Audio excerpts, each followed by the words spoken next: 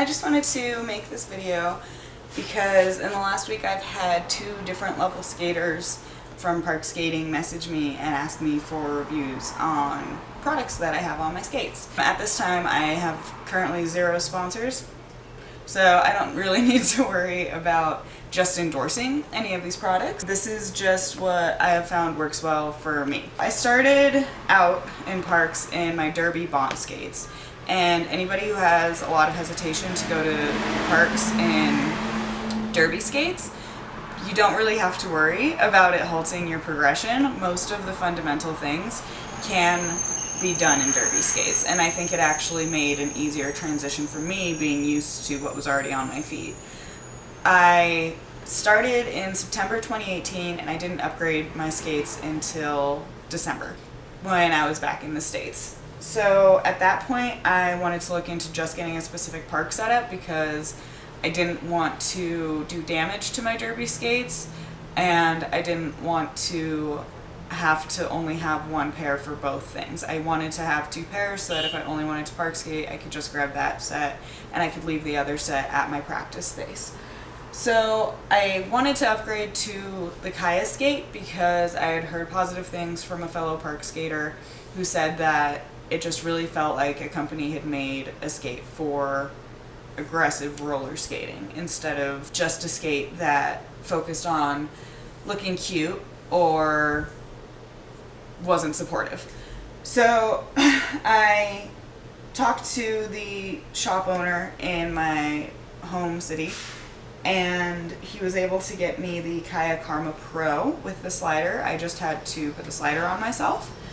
And the first thing that I noticed was the boot itself was very firm and supportive, which I liked, but I definitely feel like I'm still breaking in the ankle support and the side of the boot because it's so firm, but I preferred that over something that would be too soft and that I might roll my ankles in.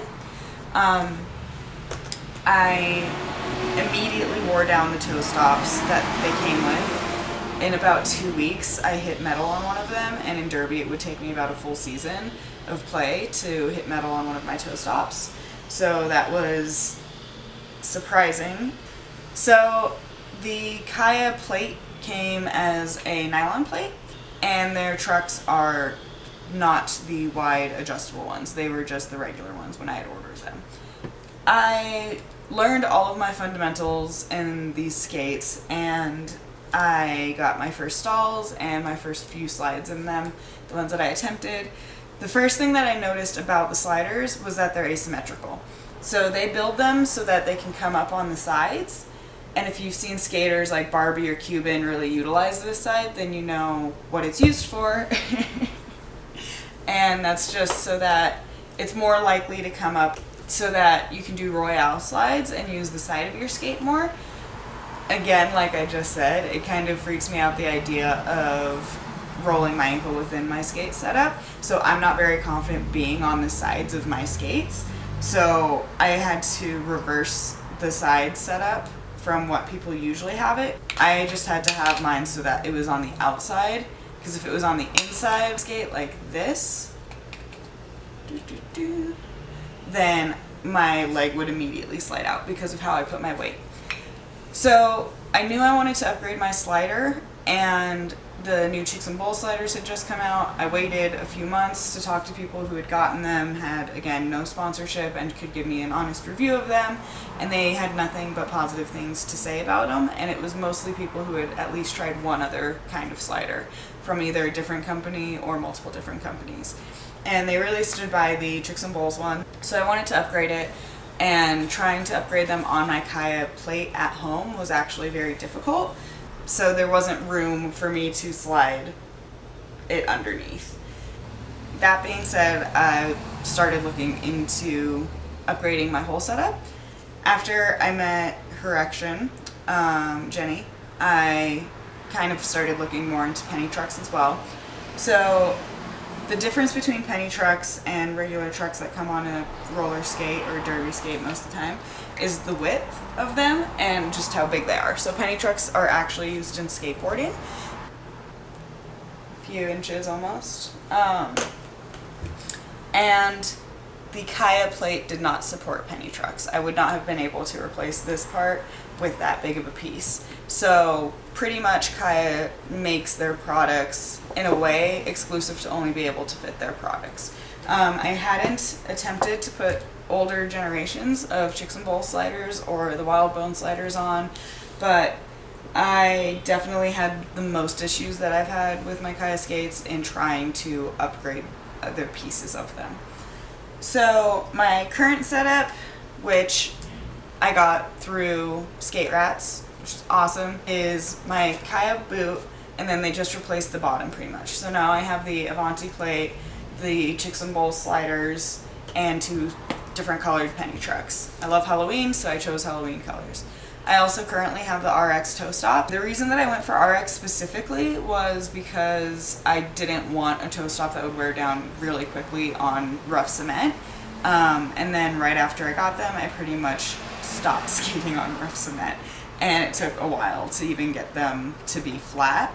I'll probably not do RXs again. I really like my penny trucks. What I've been describing it to people as comparatively is, imagine landing in a stall, and if my hands were signifiers of my feet or the space that I have to land, normal trucks would be like this and wide trucks just feel like that. It's almost like in yoga when you expand like base area, you're gonna just feel more sturdy in it.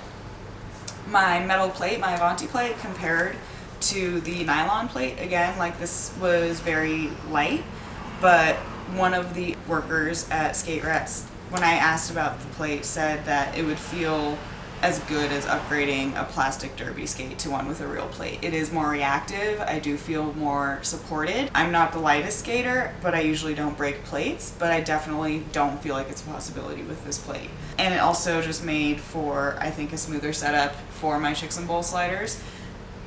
The Chicks and Bowl sliders themselves, I have liked a lot. I didn't actually feel like I could slide whatsoever before getting them, and then, you know, getting tips on technique, but also having these, I think, has opened up a lot for me because they are symmetrical. They're exactly what I want in a slider, of being even on both sides so that if you flipped it, it would still be the same exact slider.